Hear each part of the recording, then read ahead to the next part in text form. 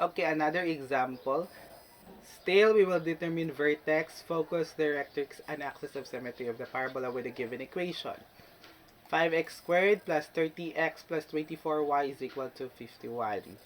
So, since the squared part is ang x, so x group ang magpabilin sa left side, the rest is at the right side. So, 5x squared plus 30x, and then transpose positive 24y, so negative 24y plus 51. Now, before ta mag-conduct of completing the square, kailangan 1 ang coefficient sa ato ang x squared.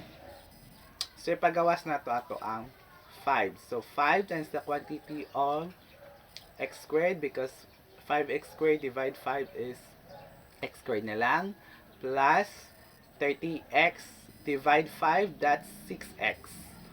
So, diri din ta mag-start sa ato ang completing the square. So, 6 divide 2 is 3. 3 times 3 is 9.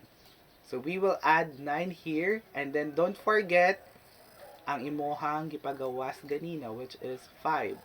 So, 5 times 9. So, mananing sa atong right side. Negative 24y plus 51 plus 5 times 9. Next is, we will get the factor of this. Since this is the sum of a perfect square, just divide the coefficient of x by 2. So, x squared plus 6x plus 9. So, 6 divided 2 is 3. So, muna yung coefficient. X plus 3 quantity squared. Just carry the 5 here. Next is negative 24y plus 51 plus 45 is 96. Again, sa ato ang standard equation, walay coefficient nga naa outside sa ato ang pair diri sa x minus h squared. So, we will divide it by 5 both sides para walay mabilin diri. 1 na lang mabilin. Okay, so, divide na to of 5. So, sa atong left side is x plus 3 quantity squared is equal to negative 24 over 5y plus 96 plus y. So, naay value diri sa ato ang k.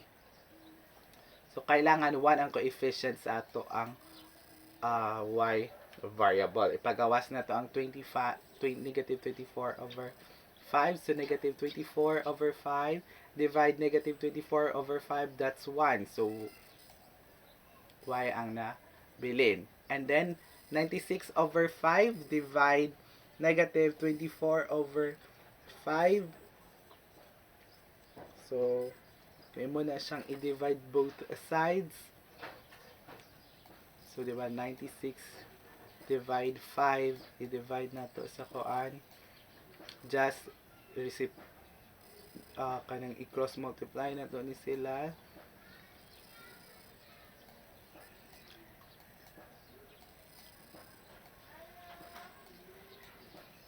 So, negative na siya. So, may mo na lang yung siya, 1. So, 96 over 24. So, 96 divide 24 is negative, is 4. So, na may negative here. So, negative 4 ang pilit. So, y is equal to negative y minus 4, I mean. So, negative 24 over 5 times the quantity of y minus 4. So, this is the equation. Ang nag-square nga part is x. So, our parabola is vertical. And then, may negative sign here. So, our parabola is opening downward. So, the vertex is here, h and k. So, which is negative 3 and 4. So, we have the vertex.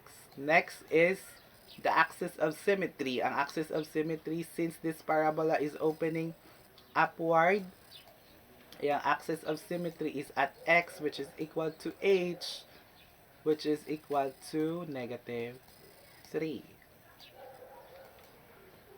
And then, pang-irison sa nako ni kadaga na kayo.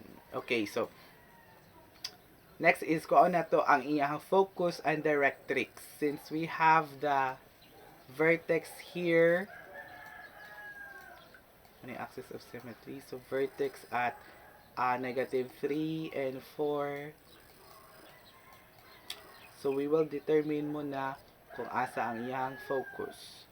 Na dire sa taas, and then axis of ang iyang directrix is sa bus. So, the 4C, diri sa ato ang equation is the negative 24 over 5. So, negative 4C is equal to negative 24 over 5. That's cross multiply. So, negative 20. C equals to negative 24. So, our C is equal to 6 over 5 or 1.2. Since this is positive, so ang direction na to pagpataas, mag-add ta sa C. Dayon, kung direction na to paubos, mag-minus ta sa C. If this is negative, baliktad, pa-minus ang C, then pa-plus ang C. Okay, since ang atong axis of symmetry is at H, so we will just add or subtract C sa ato ang Y coordinate. So, ang atong focus is at H, K minus C. So, ang atong H is negative 3, and then ang K is 4 minus 1.2. Itong value sa C ganina. So, focus is negative 3 and 2.8. Directrix baliktad, y is equal to k plus c. Y ni siya tungod ang atong directrix is horizontal. So y is equal to k plus c, y is equal to 4 plus 1.2. Our directrix is at y is equal to 5.2. So this is our equation. Quantity of x plus 3 squared is equal to negative 24 over 5 then sa quantity of y minus 4. The vertex at negative 3, 4. Axis of symmetry is at x is equal to 3. It's 1. And then c is 1.2. Just count 1.2 from the vertex. Mag-determine na ang focus at negative 3, 2.8. And then ang directrix is 5.2. From vertex add 1.2. So directrix is 5.2.